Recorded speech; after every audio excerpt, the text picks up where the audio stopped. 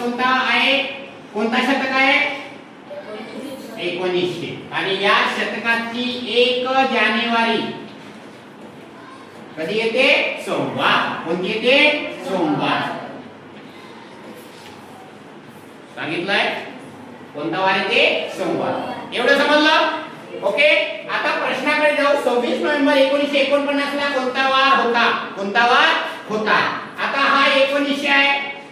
वर्ष चालू आहे 1900. 1900 चा जानेवारी महिना, फेब्रुवारी महिना, मार्च, एप्रिल, मे, जून, जुलै, ऑगस्ट चालू राहील. मग हा 1900 चा 1 वर्ष घ्यायचं. घेतला 1 वर्ष? घेतला.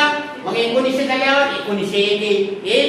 1901 ते 1900 नाही 49 चालू आहे, त्याला पकडायचं नाही. 48 किती? 48. मग ते वर्ष किती होतील? 48. किती?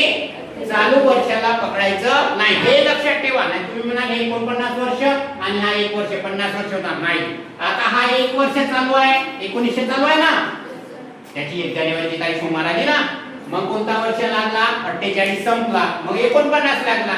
हे 48 पूर्ण वर्ष यांची करायची बेरीज किती होईल? एकूण वर्ष किती रे? किती? थकले का आवाज? किती? 49. हे एवढे वर्ष झाले. किती वर्ष झाले?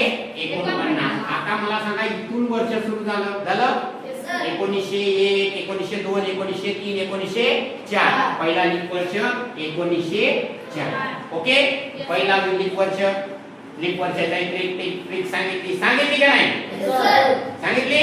आता याच्यामध्ये लीप वर्ष किती आहे ते काढायचे. 49 मध्ये लीप वर्ष काढायचे असेल तर 4 चा भाग 49 मध्ये पूर्ण किती वेळा जाते? 12. 48. किती? 12. आता बघा इथं 12 वेळा भाग गेला म्हणून लीप वर्ष किती? 12. किती? 12. एकूण वर्ष किती? एकूण वर्ष किती? मग 49 तून 12 काढा. 49 मधून 12 गेल्यानंतर व्हेरी गुड. बोला, जोराने बोला. 37. मग साधे वर्ष किती? 37. किती रे? 37. यांची बेरीज किती? किती? लीप वर्ष किती आहे? 12. साधे वर्ष किती आहे? 37. मग लीप वर्षाला किती न गुणायचं? लीप वर्षाला किती न गुणायचं? 2. कारण हे लीप वर्ष 2 दिवसांनी पुढे जातो वा ते प्रत्येक वर्षाला 2. याच्यानी फक्त 1 वर्ष प्रत्येक साध्या वर्षात एका दिवसांनी समोर जातो. 1 जानेवारी 1900 ला हे सोमवारी जसं तर 1 जानेवारी 1901 ला मंगळवारी. कोणता येईल?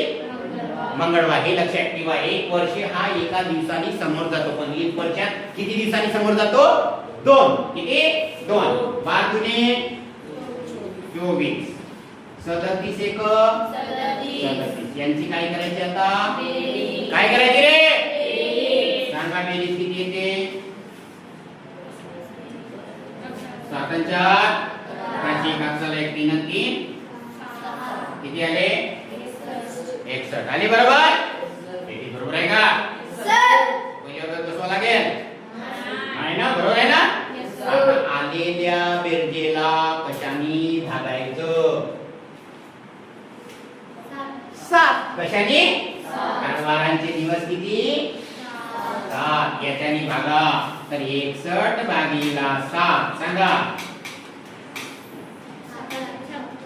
7 8 किती उरले? बोला. 5. किती उरले? 5. आता हे 5 म्हणजे काय? वाराचा कोड. काय आहे? वार. म्हणून इथे काय लिहितो? वाराचा कोड. कोणत्या वाराचा? ह्या एकूण वारांचा कोड काढलेला कॅल्क्युलेशन उत्तर अजून आलं का? नाही. याचा कोड किती आहे? 5. किती आहे? 5. म्हणजे वाराचा कोड म्हणजे त्या दिवसाचा कोड. त्या दिवसाचा कोड. आता बघा एकच फॉर्म्युला वापरायचं. काय करायचं? बघा आलेल्या दिवसाचा कोड, दिवसाचा कोड अधिक महिन्याचा कोड, महिन्याचा कोण अधिक या महिन्यातील दिवस, विचारलेल्या महिन्यातील विचारलेल्या महिन्यातील दिवस. चला सांगा दिवसाचा कोड किती आला? 5. महिन्याचा कोड, महिना म्हणजे कोणता आहे? नोव्हेंबरचा कोड किती आहे? बोला, हे पाठ करावं लागेल. पाठ केल्याशिवाय काही होणार नाही. माझं झालं. 3 अधिक विचारलेल्या महिन्याचे दिवस 26. करा बेरीज. बरोबर आहे? 34 किती? आलेल्या 34 न अजून कशाने भागायचं? 7 नी. चला 34 ला 7 नी भागतो. चला सांगा. Very good. बोला बरोबर आहे. 7 चोक 28 उरले 6. झालं. आता उत्तर भेटायचं. 6 चं कोड कोणाचं आहे रे? कोणाचं आहे? म्हणजे आपला 26 नोव्हेंबर 1949 ला कोणता वार असेल? शनिवार. कोणता रे? शनिवार. कोणताही वार काढता येतो. लक्षात राहील. काय माहित पाहिजे? महिन्यांचे कोड. काय माहित पाहिजे? वारांचे कोड आणि कॅल्क्युलेशन. लीप वर्षाला कशाने गुणाचं?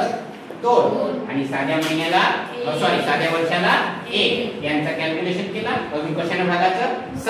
7 नी भागलं. हा सूत्र समजलं? Okay done. डन.